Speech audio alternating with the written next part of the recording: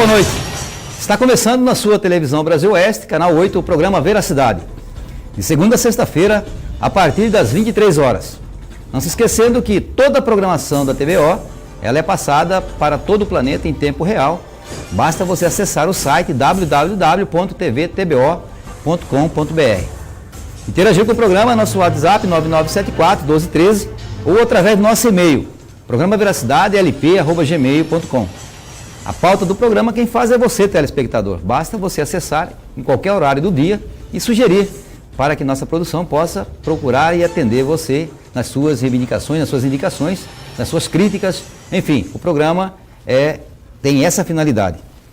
Nós estamos aqui hoje, infelizmente, trazendo notícias nada agradáveis, que com certeza você já deve ter acompanhado nos sites, na rede social.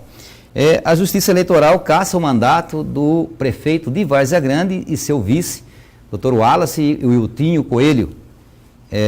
Essa cassação desse mandato se deu justamente por uma ação impetrada aí pelo DEM, Partido dos Democratas, que colocou como 3 vertentes principais, as quais o Dr. José Luiz Lindotti, da 58ª Zona Eleitoral do município de Várzea Grande, acatou, que são uma das vertentes, reprovação das contas de campanha e existência de Caixa 2. A segunda vertente, os ilícitos e fraudes praticadas pelos requeridos. E a terceira vertente, colocada aí pelo DEM, a indicação do núcleo financeiro que operou o abuso do poder econômico e o Caixa 2. A Justiça determinou aí que dentro de 24 horas a segunda colocada, Lucimar Campos, assuma a Prefeitura Municipal de Várzea Grande. Nesse intervalo, nesse período de transição, nesses 24 horas, a presidente da Câmara Municipal de Várzea Grande assumirá o cargo de prefeito da nossa querida vizinha Várzea Grande.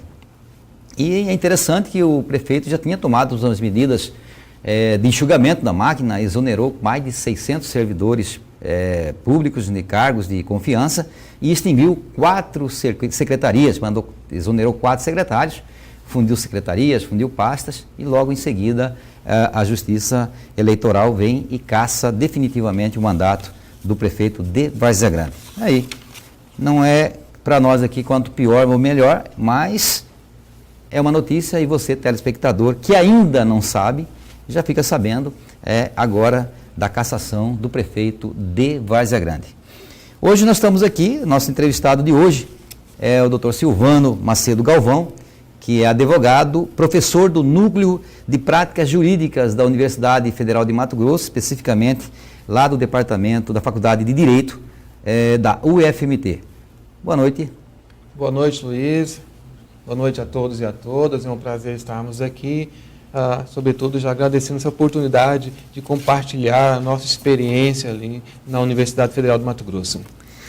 Você que ligou a sua televisão, muitas pessoas não sabem, acho que a Universidade Federal de Mato Grosso, ela tem ali, uma universidade que vai ali, você faz o vestibular, entra e só estudante. E a universidade tem um papel relevante que presta para a sociedade. Poucas pessoas conhecem esse trabalho, que é justamente a assistência jurídica gratuita. O doutor Silvano, ele está ali naquele departamento, inclusive é professor desse núcleo, um dos coordenadores, né, professor? Sim. Coordenador do núcleo. E nós vamos falar com você, o programa de hoje vai ser dedicado justamente nesses trabalhos. Nós vamos desmiuçar nesses 4 blocos quais são os serviços prestados por esse núcleo de assistência jurídica gratuita para você, telespectador, que às vezes você está ali e fala, eu não tenho dinheiro, preciso de um advogado, o que eu faço? A Universidade Federal de Mato Grosso, dentro da universidade, tem um departamento exclusivo para atender você, telespectador, que não tem recurso. Mas quem vai falar de tudo isso aqui para você é o doutor Silvano, que está ali, é professor e acompanha todo esse trabalho. Antes, porém, eu queria que o senhor falasse um pouquinho de como é essa estrutura, como funciona, onde fica, para que o telespectador possa realmente acompanhar e primeiro saber aonde que vocês estão localizados, ali dentro do campus da universidade. Bem, o Núcleo de Prática Jurídica da Faculdade de Direito da Universidade, ele está localizado na própria faculdade, e ele especificamente no campus da universidade, fica ali em frente ao teatro, né? Em frente ao teatro e próximo ao casarão. São duas referências que, se dadas para qualquer um que lá estiver, encaminhará a pessoa até aquele local. Lá no Núcleo de Prática Jurídica, né, nós, através dos acadêmicos de Direito, especificamente 3º e 4º ano, atendemos a todos aqueles que necessitam, né, de uma assistência jurídica gratuita. Tá? Ele, às vezes, não tem condições, né, de contratar um advogado, então ele pode se dirigir até nós, que nós faremos esse serviço, né, para aquele que nos procurar, né? É um serviço gratuito, é um serviço de qualidade, né? Lá nós somos em 9 professores orientadores, tá? E são mais de 100 acadêmicos que estão a serviço, né, de toda a comunidade, especificamente aqueles que nos procuram, né? Então lá o interessado é atendido por um desses acadêmicos, acompanhado pelos professores, em quaisquer áreas aí do direito, né? Professor, tem um telespectador que precisa de qualquer serviço dentro da universidade ali, especificamente da área jurídica. Quais são os critérios que o departamento utiliza para que quais são os requisitos para que esse assistido, essa pessoa que precisa do advogado, tem para ser atendido lá no núcleo? Bem, nós atendemos aquelas pessoas consideradas hipossuficientes. Quem são elas? Segundo a lei, em que trata a justiça gratuita, são aquelas pessoas que não têm condições de pagar as despesas processuais sem prejuízo do próprio sustento. O que na prática seria isso? Em regra, são aquelas pessoas que percebem até 3 salários mínimos de renda mensal, né? Mas pode ser que uma pessoa, né, ela está com problema de dificuldade financeira, embora às vezes tenha um patrimônio maior, tal, às vezes tem uma renda maior, mas, né, ele não tem condições de fazer isso sozinho. Nós também poderemos ajudá-lo, né? Para superar essa primeira fase, né, que vai chamar de triagem, tem um assistente social que faz uma entrevista com o interessado e então vai verificar se ele preenche ou não essas condições, né, de ser o nosso cliente ali, né? Então esse é o perfil dos nossos clientes, aquele que nos procuram, né, que é uma das formas pelas quais atuamos.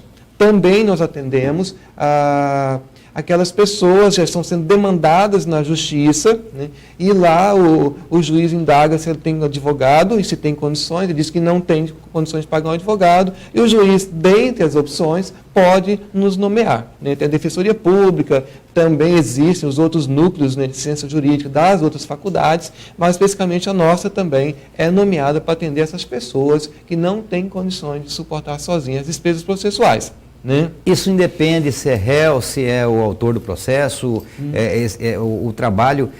Pessoal, vou dar um exemplo aqui. Alguém praticou um delito e não tem um advogado, ele vai procurar lá. Ou alguém que sofreu e a pessoa é autora no processo. Tanto o réu como o autor, ele tem o direito, ele pode ser assistido, pode ter justiça gratuita lá? Gratuita não, esse atendimento gratuito? Sim, ambas as partes têm esse direito, né? Seja aquele que tem um direito a reclamar, que a gente chama de autor, seja aquele que vai se defender, que é o réu, né? Então, seja um ou outro pode nos procurar, né? Ou mesmo lá quando eventualmente o juiz constatar, né, que a parte não tem condições de custear as despesas processuais, contratar um advogado, ele poderá também nos nomear, seja para o autor, eventualmente, mais para o réu, né, eventualmente para o autor.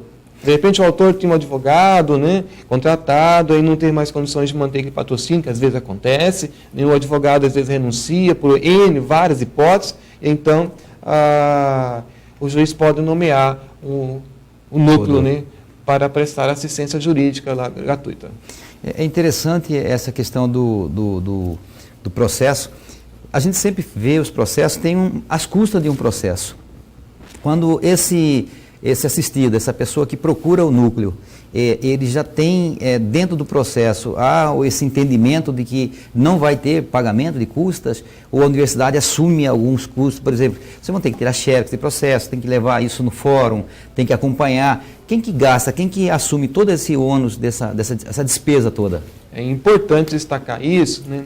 Até quando tem uma ponderação a mais, né?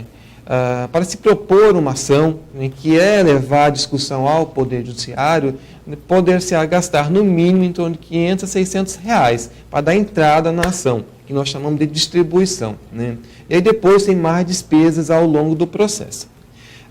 Ao longo do processo também nós vamos ter despesas, né, fotocópias, fotocopiar documentos, né? Nesse momento também a universidade pode atender, né, essa demanda, né, de tirar fotocópias, né, para atender ali o assistido. Aliás, né, chegando o assistido lá, que é o nome que nós atribuímos aos nossos clientes, né, aquilo que ele já apresenta em documentos, todos já são fotocopiados, as expensas da faculdade, da UFMT, né, e aí disponibilizado no processo, propriamente dito. Então, essa parte, né, no primeiro momento, né, a universidade, através dos seus próprios serviços, custeia, né?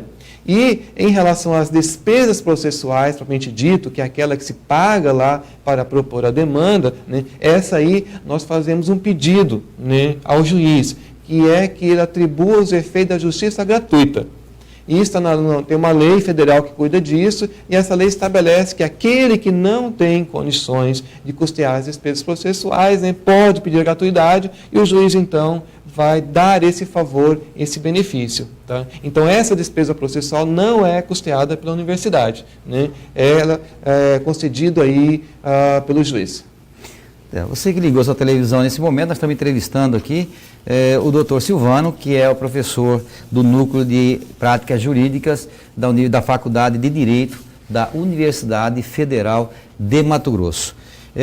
Doutor, com relação a esse atendimento, quem faz o atendimento, o senhor discorreu agora há pouco, que são os alunos, são os acadêmicos do 4º e 5º ano, né? 4º e 5º ano. Deixa eu perguntar uma coisa. Existe a universidade e constantemente, isso é muito de uma hora para outra, a Universidade Federal entra em greve. Como que ficam os processos desses assistidos que tem ali os acadêmicos acompanhando, os professores também acompanhando, que é o caso da coordenação, são mais de 8 coordenadores, e essa categoria entrando em greve, como que fica o andamento desse processo? Eles paralisam também?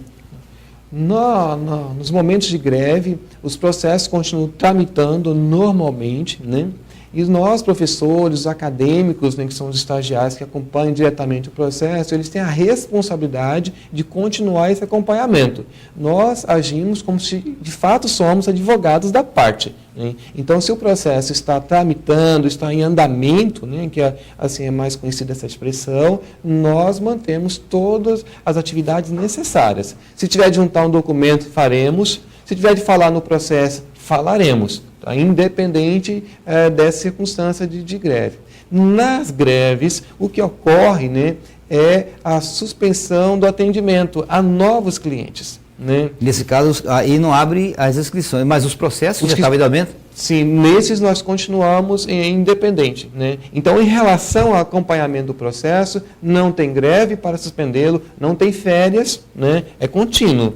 Nós atendemos tal como o Poder Judiciário, né, o juiz nos determina a fazer, né? Doutor, deixa eu falar uma coisa para o senhor. Com relação ainda aos acadêmicos. O acadêmico, qual que é a garantia do assistido que tem aquele processo? Eu até vou fazer uma colocação e não me leve a mal, mas existe aquelas pessoas que procuram as universidades, principalmente esses núcleos de assistência gratuita jurídica, da morosidade. Às vezes fala, mas eu dei entrada numa pensão alimentícia e até agora não saiu. Já tem 3 meses. Isso aí, o que se deve a essa negativa por parte dos assistidos e essa demora do atendimento? Isso é procedente? Eu digo que isso é relativo, né? Nós não temos constatado essa realidade. O que acontece? Ou como é, então, o procedimento que poderia, em tese, a princípio, levar essa falsa percepção aí de demora, né? A cada dia, né, tem um aluno acadêmico atendendo lá no Núcleo de Prática Jurídica, seja no período matutino, de manhã, ou no noturno. Quando, então, a pessoa se dirige ao NPJ, se ela vai numa segunda-feira de manhã, ela vai se vincular àquele dia, àquele período, e a um acadêmico que lá está atendendo. Então, em regra, o próximo contato pessoal com esse acadêmico, né, vai ser na semana subsequente. Então, se eventualmente o cliente, nosso assistido, não leva um documento que é necessário para a propositura daquela ação que ele deseja, então isso pode gerar uma demora, né? Mas quando se tem todos os documentos necessários para dar entrada, propor a demanda, né, nós, pelo menos lá na Faculdade de Direito, né, da Universidade Federal, temos constatado que isso é feito logo de imediato, né? Então não teria essa demora aí proposta de 3 meses, até porque, né, é uma das obrigações dos acadêmicos, né, atender com presteza aos clientes.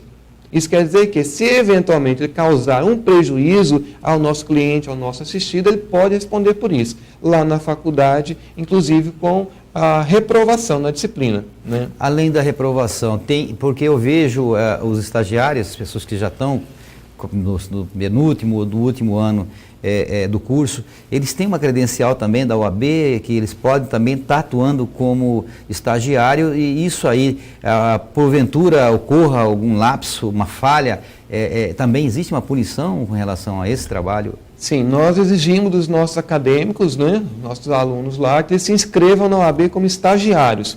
Então, uma das condições para permanecer fazendo estágio, aquele que pode, né, é se inscrever na OAB, e ele vai ter essa inscrição de estagiário enquanto estiver na faculdade. Depois, quando ele termina, ele se inscreve em definitivo como advogado. O estagiário de direito, né, que também é nosso estagiário lá, que eventualmente cometeu uma falha que venha causar prejuízo ao cliente, ele poderá ser responsabilizado perante o Tribunal de Ética e Disciplina da OAB. Né? Lá ele pode ser suspenso, pode ser advertido, né? E às vezes pode até ser excluído do quadro. Né? De repente, se o estagiário de direito comete uma irregularidade muito grande, isso pode inclusive impedir que ele venha se inscrever posteriormente como advogado no quadro da OAB. Tá? Então, o acadêmico de direito, ele tem plena consciência da responsabilidade dele quando está atendendo um cliente nosso, né? Seja em lhe dar a melhor informação possível, seja também como assegurar o cumprimento de todos os prazos, né, que ocorrerem dentro daquele processo sob os nossos cuidados. Aí você que ligou essa televisão, nós estamos falando com o Dr. Silvano, professor do Núcleo de Prática Jurídica da Faculdade de Direito da Universidade Federal de Mato Grosso.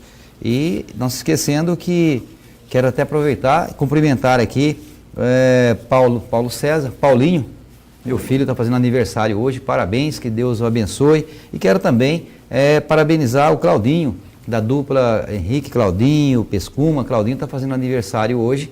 Quero também cumprimentar o Claudinho por essa data importante que é o aniversário do nosso companheiro Claudinho. Então, Claudinho e Paulinho aí, um abraço carinhoso aí do programa Veracidade, e para nós é uma satisfação enorme. Quero cumprimentar em nome dos dois todos os aniversariantes de hoje na nossa querida capital, nosso querido estado de Mato Grosso, né? Hoje dia 5 de maio, já no mês de maio, mês de Maria.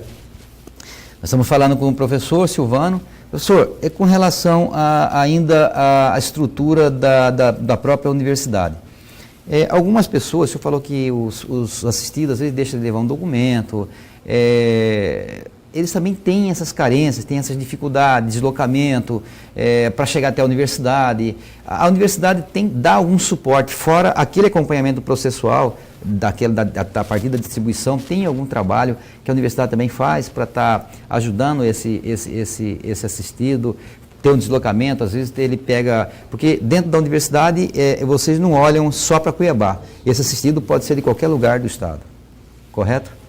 Ou não? Não. Nós atendemos, né, as pessoas que têm demandas aqui em Cuiabá, né? Seja na justiça criminal, na justiça civil, trabalhista ou na justiça federal, né? Essas pessoas então que nos procuram, elas vão receber, né, acompanhamento aqui. Nós não temos estrutura para atender em outra cidade, né?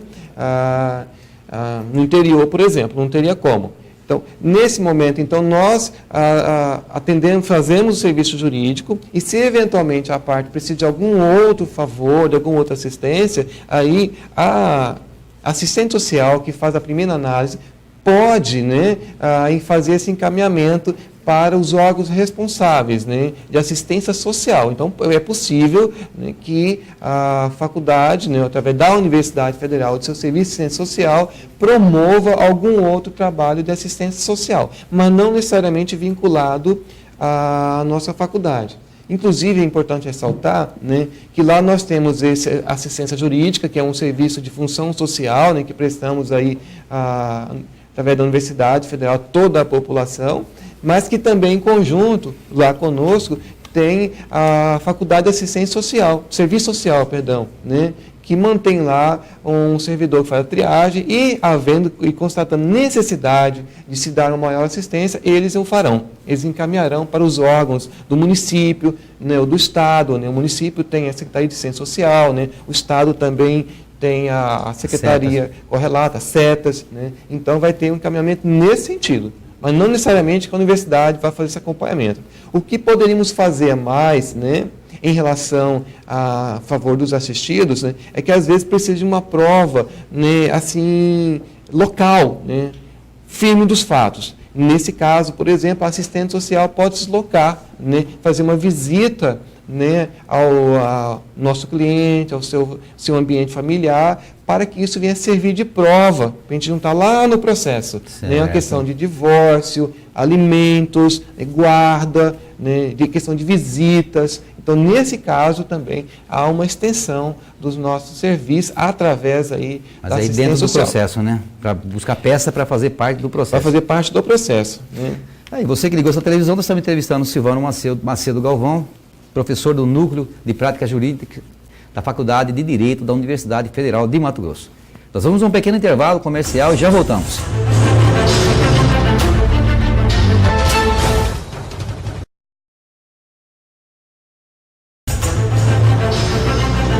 De volta com o programa Veracidade na sua TV Brasil Oeste, canal 8. Não se esquecendo que toda a programação da TBO agora em tempo real para qualquer lugar do planeta. Você agora pode assistir o programa Veracidade nesse horário, um amigo, vamos ligar para fulano, vamos assistir o programa Veracidade. Basta acessar o site tvtbo.com.br. Interagir com o programa, nosso WhatsApp 9974-1213 ou através do nosso e-mail, programaveracidadelp@gmail.com. Hoje nós estamos aqui entrevistando o coordenador do Núcleo de Prática Jurídica da Universidade Federal de Mato Grosso, especificamente lá do departamento da Faculdade de Direito, e nós estamos discorrendo aí sobre esse grande trabalho que faz esse núcleo, que muitos dos telespectadores não sabem como chegar até lá, como conversar, eu quero ser atendido, eu não tenho dinheiro. Tenho um filho meu marido, minha esposa, meu irmão, meu tio, praticou um delito, tem um problema e precisa de um advogado. O que é que eu faço? Né? Eu não tenho, vou pagar 3 mil, 4 mil, 5 mil reais. Não, você tem uma opção, que é justamente a Universidade Federal de Mato Grosso, e nós estamos aqui com o coordenador desse núcleo de prática jurídica, de assistência jurídica gratuita, que você tem e pode ter o acesso. Um trabalho realmente importante e com toda a seriedade. Eu até queria perguntar para o professor, eu não sei se, não acho que não é muita falta de ética, as universidades, de uma forma geral, têm esses núcleos? Todas as faculdades de direito têm, né? Faz parte do currículo, né? Que forneça uma atividade prática aos acadêmicos. Então, toda a universidade, toda a faculdade de direito tem. Então, aqui em Cuiabá, nós temos, além da Universidade Federal, temos na Unic, temos na Unirondon, temos na Varzagana, Univag, né? Temos uma faculdade também, que agora esqueci o nome, me perdoe, né? Enfim, todas têm. Isso é estadual, federal? Todas, federais, estaduais, particulares, todas são obrigadas a ter esse serviço. Credibilidade 100%. Sim, tranquilo. Muito bom. Professor, com relação aos atendimentos, o senhor discorreu aí sobre essa questão do trabalho, da estrutura, né, como funciona, do acadêmico, enfim, da responsabilidade que cada acadêmico tem ao atender aquele assistido. Qual que é o levantamento, o que vocês fizeram ao longo de... E é até importante, vocês estão aqui há quanto tempo que esse núcleo vem atuando na Universidade Federal? Desde a sua fundação? Desde a fundação. 1957, se eu não me engano. É muito tempo, né? É muito, se eu não me engano. Né? A Faculdade de Direito, ela inclusive, ela é anterior à própria universidade, né? Ela era a Faculdade de Direito, se não me engano, mais letras, eram 2, 3 faculdades que acabaram se unindo e aí formaram depois, quando a criação da Universidade, né, Federal do Estado do Mato Grosso. Resultado desse trabalho que vocês fizeram, quantos atendimentos que vocês fizeram, qual hoje é a demanda de assistido que vocês estão tendo, de processos, e qual que é a relação de atendimento com o acadêmico? Existe uma quantidade X de processos que cada acadêmico pega hoje? Como que está essa demanda? A procura está muito grande? São várias perguntas que eu estou fazendo, mas o senhor vai responder para a gente. Hoje nós temos cadastrado lá processo cadastrado no Prática Jurídica, em torno de são 800 processos, 800 e poucos processos em andamento, né? Nós também, em média, por dia, né, cada turno atendemos 4 a 5 pessoas, 4 a 5 clientes. Então, numa semana, vamos ter em torno de 40 atendimentos, isso não vai levar, então, por mês, em torno de quase 200, quase 170 atendimentos mensais, né, de novos clientes. Né? Vale a pena ressaltar que nem todo cliente vai necessariamente gerar um processo judicial propriamente dito, né? Seja para se defender, né, ou para propor, mas pode ser uma mera consulta. A consulta pode resolver o problema dele, né, através de uma orientação jurídica. É muito comum alguém procurar o NPJ, receber uma orientação jurídica e aí então ele tem um encaminhamento que ele necessita. Com relação nós estamos falando aqui do núcleo, com certeza muitas pessoas que estão aí na sua casa falam, puxa vida, não tenho como pagar o advogado, vou procurar o núcleo. O núcleo hoje, diante dessas divulgações, desse trabalho que a gente está fazendo junto à universidade, especificamente à Faculdade de Direito, tem os acadêmicos, os estagiários, suficiente para um aumento, para um acréscimo de atendimento? Muitos assistidos, a partir de amanhã vão chegar lá 20, 30, tem esse quadro para atender esses assistidos? Nós estamos hoje, normalmente, em média, 15 acadêmicos por turma, né, por período. Né? Tem turma que tem até um pouquinho mais de 20, tá? Distribuídos em turmas no matutino, de segunda a quinta-feira, né? E também no noturno, de segunda a quinta-feira. E, eventualmente, aqueles que não puderem ser atendidos no dia, eles terão, então, a indicação de uma data em que eles poderão ser atendidos. E nós estamos procurando distribuir também de forma igual os atendimentos, para assegurar, né, que todos os acadêmicos tenham oportunidade, né, de ter o contato com um caso concreto, né, uma causa para discutir, propriamente dito, e, sobretudo, também assegurar, né, uma quantidade iguais de processos para todos os acadêmicos. Então, e procuramos fazer isso, né, porque é uma função social que estamos exercendo? Ali sim, mas também tem que dar igualdade de oportunidade para todos aprenderem, que eventualmente tem um dia da semana que pode ter menor atendimento, menor procura, né, do que um outro dia. Às vezes acontece isso, às vezes é uma quinta-feira à noite, dá maior atendimento, às vezes é uma quarta de manhã, então a gente procura também distribuir isso aí. Professor, só para a gente, ainda nessa questão estrutural de avaliação desse quadro interno lá do NPJ, como que o senhor já chegou de medir o resultado desses trabalhos? Porque o atendimento é uma coisa, mas o resultado chegou até o final, transitado, julgado. Teve sucesso? Tem como avaliar todo esse trabalho que foi feito pelo núcleo, pelo NPJ? Já. Isso depende muito de uma informação externa, ou de um dado externo, né, que é propriamente a tramitação do processo na justiça, né? Nós já tivemos uma grande alegria, posso dizer que foi alegria, eu senti essa alegria, né, de propor uma ação, né, de indenização, e, se eu não me engano, em máximo 8 meses, o cliente já tinha recebido o seu dinheiro. O dinheiro estava à disposição dele, né? Já estava foi depositado já em uma conta à disposição do juiz da causa. Qual que é a média de atendimento para resolver esse problema? Você falou 8 meses, porque isso sempre demanda mais tempo? Foi uma tempo. Às vezes é 1 ano, 2 anos, né? Tem causas que vão de 3 anos, 4 vezes, tem mais, né? Isso é muito relativo, né? E há casos em que uma demanda ela pode percorrer mais tempo e esse encaminhamento, esse assistido, está ali um estagiário que está formou e a causa ainda não chegou de consolidar? E como é que foi com esses casos? Nesse caso, o acadêmico que sai, ele transfere o processo para outro que ainda permanece, né? De certa forma, né, assegurando a continuidade, mas sempre vai ter um acadêmico vinculado ao processo. Subestabelece já para outro? Sim, sim. Sempre tem alguém responsável. Não importa. Se for um processo que durar vários anos, então pode ser que ele venha ter 2, 3 estagiários à disposição dele, mas sempre haverá um estagiário, né, um acadêmico, vinculado ao processo. Com relação a vocês têm um trabalho, ou vão fazer, ou já fez, ou está em andamento com relação aos haitianos que estão aqui praticamente já foi absorvido pela capital e estão morando aqui, a questão de nacionalidade, isso tem ajudado muito e vocês estão fazendo esse atendimento também? Sim. O professor Helder, que no momento está afastado para o doutorado, ele foi fazer esse curso em São Paulo, ele tinha um projeto, estava encaminhando ele de atender os haitianos, né? Que é a questão de visto, né? Como são estrangeiros, para permanecer aqui no Brasil, eles têm que ter autorização, né? E essa autorização chama-se visto, que se obtém através da Polícia Federal. Então, eles acompanhavam nessa questão da regularização da permanência deles aqui, na orientação quanto aos direitos trabalhistas, em que muitos estavam, se não a maioria, estavam envolvidos com as obras da Copa, né?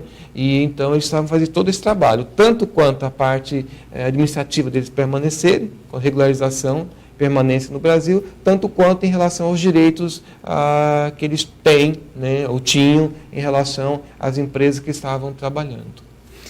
Aí você que ligou, nós estamos entrevistando o Dr. Silvano, professor, coordenador do Núcleo de Práticas Jurídicas da Faculdade de Direito da Universidade Federal de Mato Grosso. O Dr. Silvano também é corregedor-geral da Prefeitura Municipal de Cuiabá, mas ele está aqui hoje como falando do NPJ, depois nós vamos trazer ele no segundo momento para falar um pouquinho de corregedoria, como que funciona dentro da Prefeitura Municipal de Cuiabá. Eu tenho certeza, a gente falou muito da estrutura do NPJ, eu acho que vamos fugir um pouquinho, mas vamos entrar dentro ainda das ações. Às vezes tem um telespectador que fala assim, poxa vida, pergunta uma coisa da área criminal, ou da área previdenciária, da área civil, vamos conversar sobre isso. Eu vou fazer o seguinte, nós vamos chamar um pequeno intervalo, né? E a gente volta para falar especificamente sobre essas áreas com o professor Silvano, do NPJ da UFMT. Vamos no intervalo e já voltamos.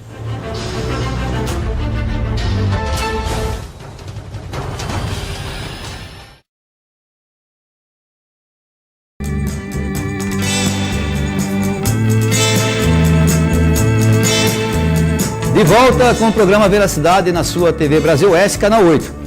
Segunda a sexta-feira, a partir das 23 horas. Não se esquecendo que nosso WhatsApp é o 9974-1213. Você pode sugerir as pautas, você pode pedir aí, olha, por que não coloca, chama fulano para falar sobre tal assunto, ou coloca os assuntos para que a gente possa ir atrás das pessoas e trazer aqui para levar informação até você. Você que já está aí querendo dormir, deitado na cama, não desligue, nós estamos conversando aqui com o professor Silvano, que é coordenador do Núcleo de Assistência Jurídica da Universidade Federal de Mato Grosso, ali especificamente da Faculdade de Direito. E é importante também você ficar sabendo que toda a programação da TBO em tempo real para qualquer lugar do planeta, tvtbo.com.br.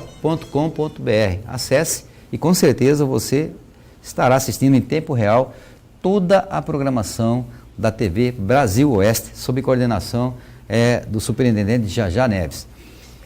Doutor professor Silvano, essa questão, vamos falar, eu subdividi aqui em 4 áreas, 5, 6 áreas, criminal, previdenciária, civil, consumidor. Criminal, hoje tem um assistido que precisa na área de homicídios, por exemplo. O que é a universidade, quais são os passos dentro especificamente de homicídios que a faculdade pode dar para esse assistido? Quais são os casos que ele pode estar se envolvendo, que pode chegar e falar assim, não, chega aqui e nós vamos dar total apoio para você nessa área? Eu não sei se eu fui... Não, tranquilo. Qualquer hipótese de homicídio, né, poderá ser atendido lá no Prática Jurídica da Faculdade de Direito. Temos professores que atuam na área criminal, tá? Temos especificamente 2 professores. Aliás, a nossa equipe, né, ela é uma equipe excelente, tá? É uma equipe multidisciplinar que atende aí em todas as áreas, né? E nós somos vários ali que estamos atuando, inclusive não só na prática, mas também na teoria, porque também eles ministram aulas também ali. Então, todo e qualquer caso de homicídio podem ser atendidos lá tranquilo, seguramente. É lógico, chegar, vai apresentar os fatos, né? O acadêmico vai dialogar com o professor, né? E aí vão discutir qual é a melhor estratégia para aquele caso concreto.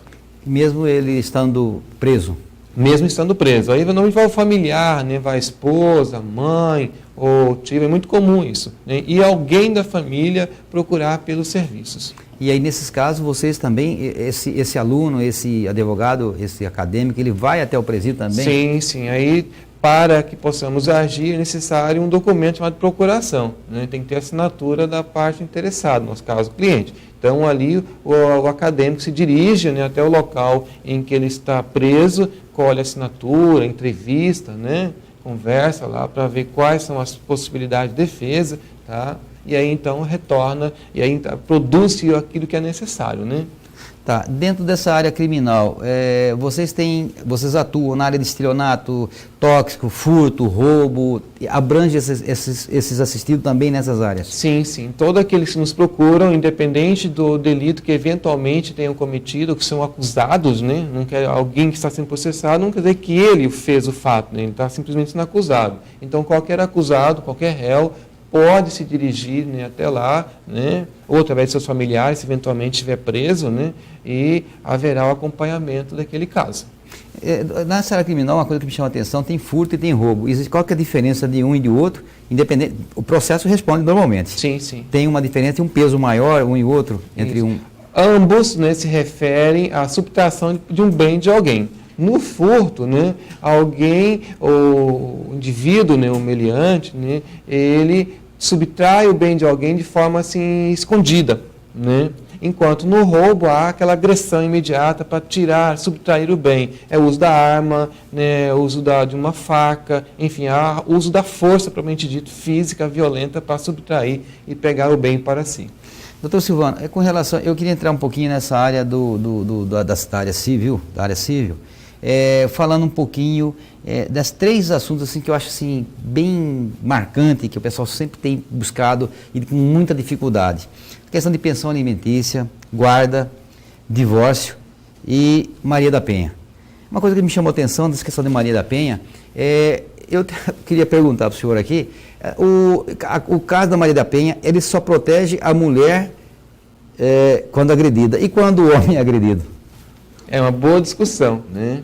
Nós atendemos lá essas questões de família, né, alimentos, guarda, também tem vários casos de violência doméstica que especificamente trata aí da aplicação da lei da Maria da Penha, que foi uma lei federal criada para proteger aí as mulheres, né, dado o grande índice de violência a que elas são submetidas no contexto doméstico ali pelos seus familiares, né?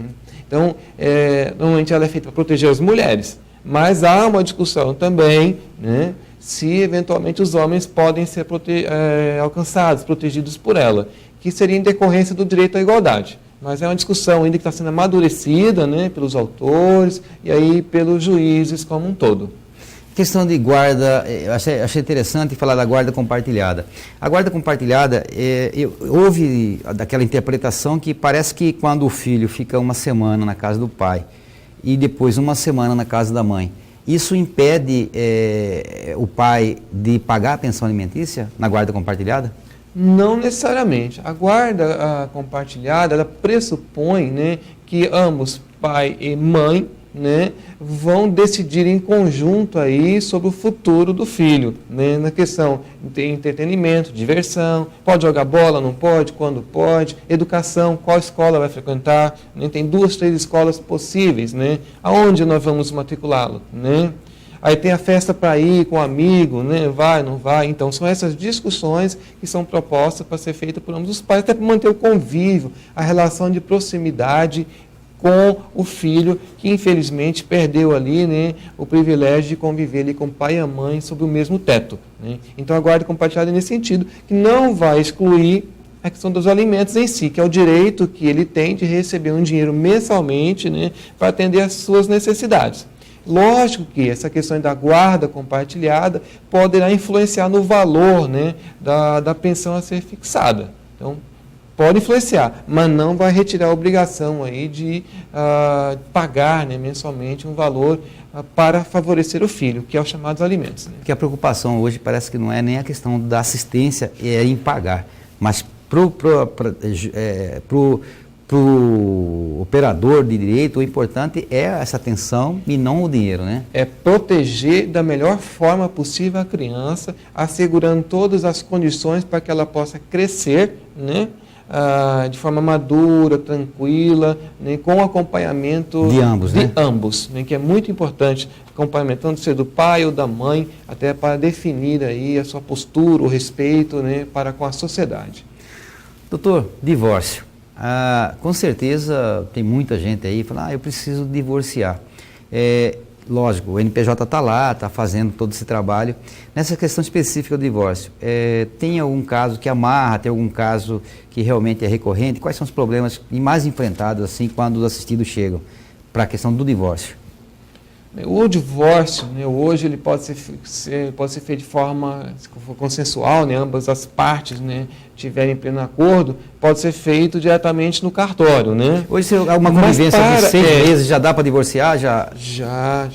Nesse caso, o que em relação à proposição tua, né, a maior dificuldade em relação ao divórcio, né, é a questão aí do eventual acordo sobre a partilha dos bens, né? Tem um carro, às vezes, né? Tem uma casa, tem um móvel, tem um televisor, com quem vai ficar, né? Às vezes essa discussão ela atrapalha um pouco, né? A questão também de estabelecer a guarda dos filhos quando há o divórcio, né? Também dificulta um pouco. Se não tem filhos, tá? E se ambas as partes, marido e mulher, né, estão interessados em fazer o divórcio, pode ser feito cartório. Mas se tiver interesses menores, não. Aí é só perante o Poder Judiciário. O divórcio, havendo divórcio sem filhos, há pagamento de pensão para... separou, a mulher recebe pensão não tendo filho?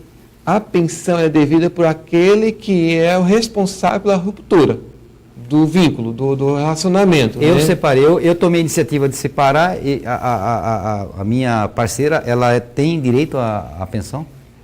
Não necessariamente. Por quê? A pensão ela vai ser estabelecida conforme a capacidade das partes, né? Às vezes, né, a mulher não trabalha, o homem trabalha, né? Então ela não pode ficar desassistida, então ela tem o direito de receber.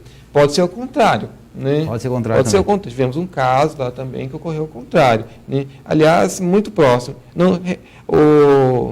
O pai, o marido era estudante, né? E a esposa continuou trabalhando, mas nesse período, enquanto ele fazia faculdade, né, estudava, não sei exatamente o que era lá, né, acabou se rompendo ali o vínculo. Nesse caso, a esposa, né, ficou com a obrigação de pagar alimentos ao marido, no caso ao ex-marido. Né? Isso independe desse casamento ser no civil ou ser convivente? O tratamento é o mesmo? Em termos de pensão, sim. Muda os nomes, mas a consequência é a mesma. Interessante, né? Com relação eu queria até falar da questão da pensão alimentícia, da guarda, divórcio, direito de igualdade. O direito de igualdade está ligado naquele caso da agressão, né, que eu falei, não é isso? Do marido apanhar da mulher. Sim. Aí tem umas restrições, afastamento de casa, aqueles casos todos, né? E com relação a inventário, é um caso assim bastante problemático. E eu vejo pessoas que falam assim, olha, eu quero vender minha casa e ela vale 100 mil, mas por causa desse bendito inventário, o cara quer só dar 50, porque ele tem que pagar horrores de dinheiro aí para deduzir nessa... vai fazer um inventário, faleceu o pai, faleceu a mãe, tem 6 filhos, então o que acontece? Então vira essa guerra. Então a gente ouve muito isso. De que forma que o senhor orientaria essas famílias que não têm recurso e quer fazer esse inventário e para não vender aquele imóvel para dar de graça? O NPJ pode fazer um trabalho com essas famílias? Sim, se preencher os requisitos, né, da nossa clientela, podemos sim. E o tempo, doutor? Porque a pessoa fala que é muito, que demora demais. Por que tudo isso? Isso é relativo. Se eventualmente os herdeiros, os filhos, né, pode ser sobrinho também, tiverem em comum acordo, né, isso poderá ser rápido. Por quê? Sendo consensual, pode ser feito perante um cartório. Então vai se resumir a discussão para se estabelecer como ficarão os bens, a divisão dos bens, né? Recolhe-se o tributo devido, né?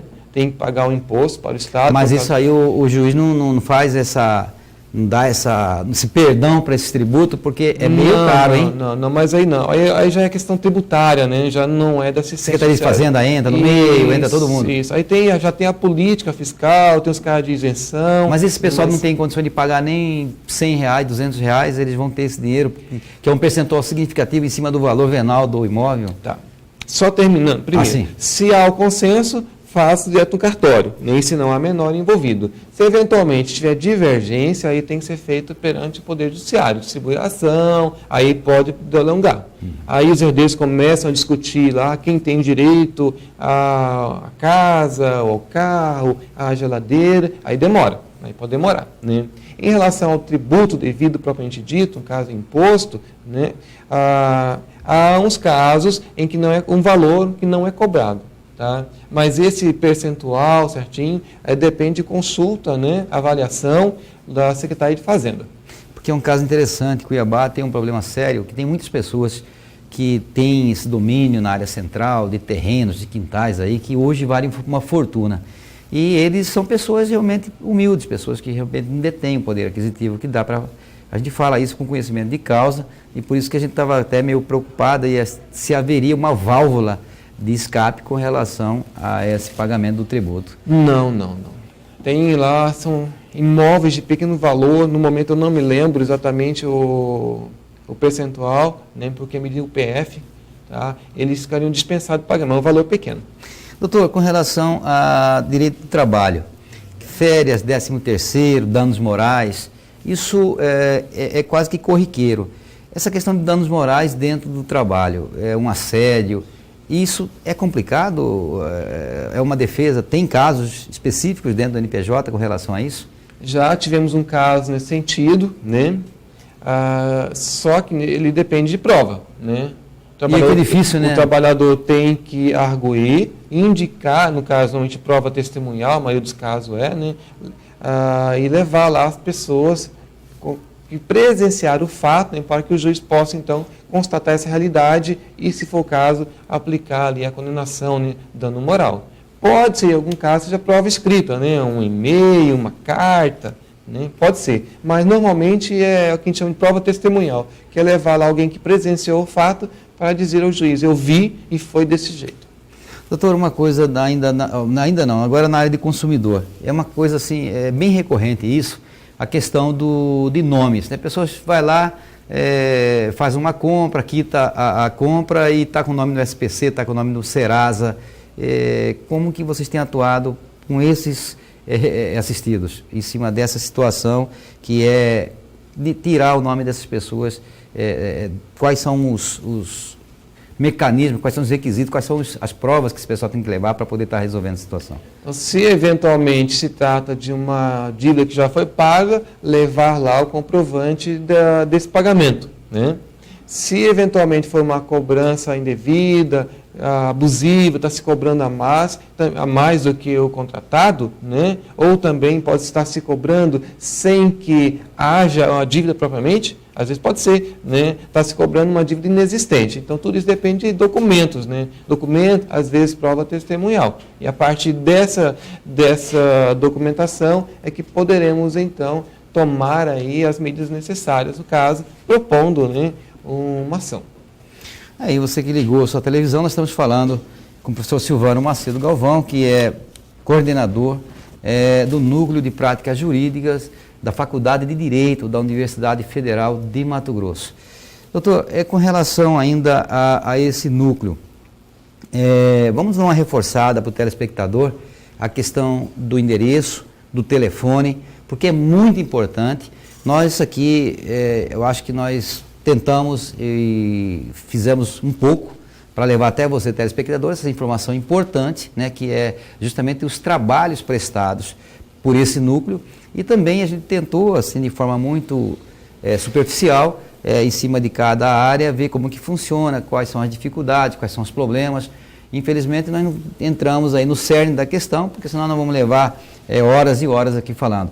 Mas eu quero só reforçar, que o senhor reforçasse essa questão do atendimento do núcleo, telefone, como que faz para chegar lá, horário de atendimento, segunda a sexta, sábado também funciona, como que é? Bem, nós atendemos lá de segunda às quintas-feiras, no período matutino, de manhã e à noite, né? O Núcleo de Prática Jurídica está nas dependências da Faculdade de Direito, que por sua vez está de frente para o teatro, né, da universidade e ali nas proximidades do casarão, né? São duas referências, né, que a pessoa pode pedir, e qualquer um que ali estiver circulando, qualquer acadêmico, poderá dirigir aquele interessado até o local. Né? Telefone 3615, né? 8544. Está no caracteres, né? 365. Tá, o pessoal colocaram aí na tela o telefone. Então, pessoal, tá aí, você telespectador que tem alguém, às vezes tem um trabalhador, tem uma secretária do lar que está ali, que está precisando de uma assistência e não tem como pagar, tá aí o NPJ da Universidade Federal de Mato Grosso, ali em frente ao teatro da universidade, ali da biblioteca, é isso, né? Isso. Tá? Então, você aí está aí pronto para ser atendido para mais esse trabalho que é um trabalho realmente social desenvolvido pelo Departamento de Direito, da Faculdade de Direito da UFMT. Dr. Silvano Macedo Galvão, coordenador do núcleo, muito obrigado pela sua presença aqui no programa. Ok, nós agradecemos a oportunidade de estar divulgando esse papel, né, da função social da Universidade Federal do Mato Grosso, através da sua Faculdade de Direito, né, o que fazemos com grande satisfação por se tratar de uma instituição pública. Obrigado pela oportunidade e permanecemos à disposição, né, a todos, né, lá para atendê-los e também ao senhor para eventuais esclarecimentos no futuro. Aí, obrigado a todos. Quero agradecer o nosso grande arquiteto do universo, né, por proporcionar mais esse dia maravilhoso e agradecer a todos pela audiência e até amanhã, se assim ele nos permitir. Boa noite.